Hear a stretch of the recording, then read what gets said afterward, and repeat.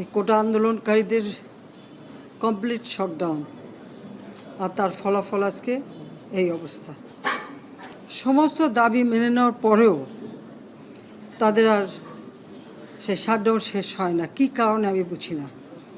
আমরা তো সম্পূর্ণ দাবি মেনে নিয়েছি, একটা মানলে আর একটা, আরেকটা মানলে আর একটা, আর এর ফল আজকে জ্বালিয়ে পুড়ে সব একদিকে সরকার, আর আজকে কত মানুষ জীবন হারালো, কতগুলি মানুষ পঙ্গু হয়ে যাচ্ছে, কতগুলি মানুষ।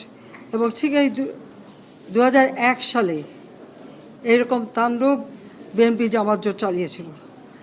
আওয়ামী লীগের প্রায় 21,000 নেতাকর্মী হত্যা করে, কত মানুষগুলি খেয়ে তাদের ঘর বাড়ি হাত পা কেটে দেওয়া, চোখ তুলে দেওয়া, মেয়েদের রেপ করা, এই তাণ্ডব ছিল। আবার 2013 সালে অগ্নিসন্ত্রাস, 13, 14, 15 আগুন জ্বালানো, সব যে গাড়ির ভিতরে, বাসের ভিতরে মানুষ, সেখানেও আগুন জ্বালানো। 23 সালে সেখানেও সেই তাণ্ডব, আর প্রতিবারই পুলিশের উপরে আঘাত, পুলিশের হত্যা, মানুষ মেরে ঝুলিয়ে রাখা, পুলিশ মেরে ঝুলিয়ে রাখা, গাজীপুরে আমাদের কর্মী মেরে ঝুলিয়ে রাখা। এটা কি ধরনের রাজনীতি আমরা চাই না। যেখানে দাবি করেছে প্রত্যেক দাবি আমরা মেনে নিয়েছি, আর মামলা তো তাদের না, আমার করা প্রজ্ঞাপন হাইকোর্ট বাতিল করে দেয়, সরকারের পক্ষ থেকেই তো আমরা আপিল করি, এবং ওই হাইকোর্টের সে রায় সেটা স্থগিত করে দেওয়া হয়। তাহলে তো আবার কোটা থেকে যায়। তাহলে আন্দোলনটা কিসের জন্য ছিল?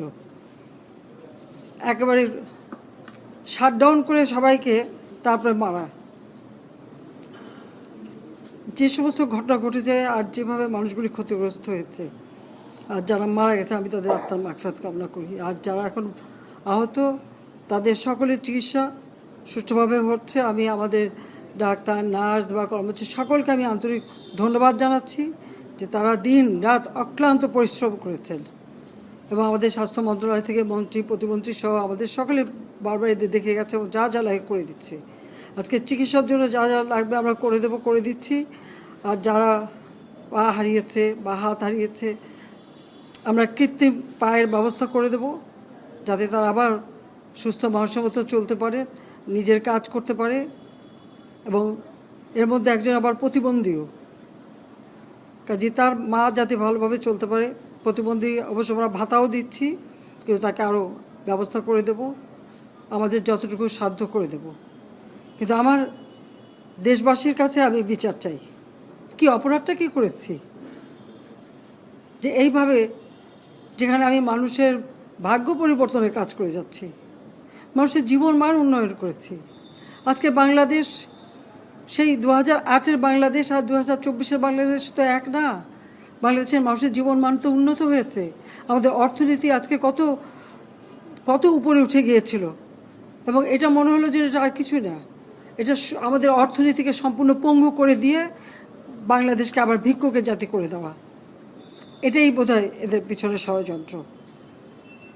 সেটাই হচ্ছে সবথেকে দুঃখজনক, যে দিন রাত অক্লান্ত পরিশ্রম করে বাংলাদেশটাকে যখন একটা জায়গায় নিয়ে আসলাম, আজকে সেখানে দেখি এই একদিকে জ্বালা পোড়া সব কিছু। ঠিক যে প্রতিষ্ঠানগুলি মানুষের সেবা দেয়, আজকে মেট্রো রেলে চড়ে মানুষ কত অল্প সময়ের মধ্যে সময় বাঁচিয়ে কর্মস্থলে পৌঁছাতে পারতো, আবার ফিরতে পারতো। সেখানে ছাত্ররা, চাকরিজীবী, সাধারণ মানুষ সবাই তো যেতে পারতো। সেই স্টেশনগুলি পুড়িয়ে এখন ট্রাফিক জ্যাম, মানুষের কষ্ট। আমি তো কষ্ট লাঘব করেছি, কিন্তু যারা এইভাবে আগুন দিয়ে পুড়িয়ে মানুষের সে কষ্টে আবার ফেলে দিল, তাদের বিচার দেশের মানুষকেই করতে হবে। আমি খালি সকলের সহযোগিতা চাই। আর এইভাবে মায়ের কোল খালি হোক এটা আমি চাই না, কারণ আমি তো বাবা মা সব হারিয়েছি। আমি তো জানি হারাবার ব্যথা কত কষ্ট, কিন্তু সেই কষ্ট বুকে নিয়েই তো ফিরে আসতে এদেশের মানুষের জন্য। এখানে আমার তো কোনো চাওয়া পাওয়া নাই। আমি তো আমাদের ছেলে মেয়ের জন্য কিছু করিনি, শুধু তাদের লেখাপড়া, নিজেরাই চাকরি করছে, নিজেরাই পড়েছে।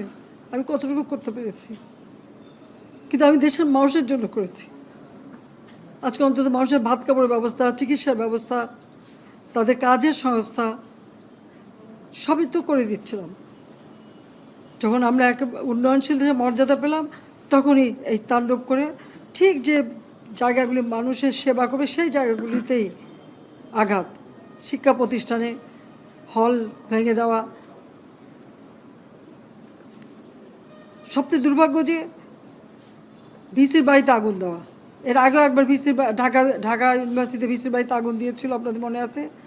রংপুরে সেখানে আগুন দিয়েছে, ময়মনসিংহ কৃষি বিশ্ববিদ্যালয় থেকে শুরু করে বিভিন্ন জায়গায় এই তাণ্ডব চালিয়েছে। রাজশাহীতে এই তাণ্ডব চালিয়েছে।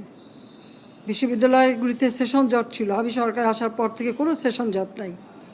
লেখাপড়ার মান উন্নত করা, যাতে এখান থেকে পড়ে আবার বিদেশেও পড়তে হবে, সেই ব্যবস্থাও করে দিয়েছি। কিন্তু তারপরেও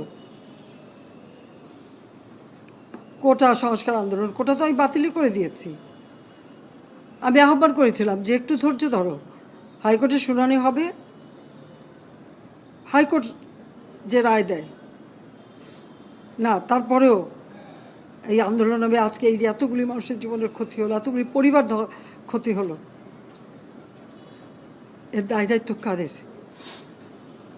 আমি দেশবাসীর কাছে সেই আহ্বান জানাবো যে এই ধরনের ধ্বংসযজ্ঞের জন্য এই দেশকে নিয়ে আর কেউ চালাতে না পারে। আমি সকলে সাহায্য চাই, আর আমি চাই না এভাবে মায়ের কোল খালি হোক আর এভাবে মানুষ অসহায় হয়ে পড়ুক। এই হাসপাতালটাই তো আজকে আপনারা দেখেন কত সুন্দরভাবে করে দিয়েছি। কিছু নেই হাসপাতালে, একটা লিফটও ছিল না আমি যখন সরকারে আসি। আর সেই হাসপাতালও আমার আব্বা স্বাধীনতার পর জাতির পিতা বঙ্গবন্ধু শেখ মুজিবই করে দিয়েছিলেন। আমি সেটা উন্নতি করেছি বলেই তো আজকে চিকিৎসা দিতে পারছি, নইলে এত রোগীর চিকিৎসা দেওয়া কোনোদিন সম্ভব হতো না। তো আমার কি এটাই অপরাধ যে আমি মানুষের জীবন মান উন্নত করার জন্য কাজ করেছি, আর সেই জায়গাগুলিকে হামলা করতে হবে? কোভিড-19-এর সময় যেখানে আমরা সব থেকে ভালোভাবে মানুষের চিকিৎসা দিতে পেরেছি, সেই কোভিড হাসপাতাল সেখানেও আগুন দিয়েছে। এটা কি ধরনের খেলা? যাক, আমি আর কিছু বলতে পারি না।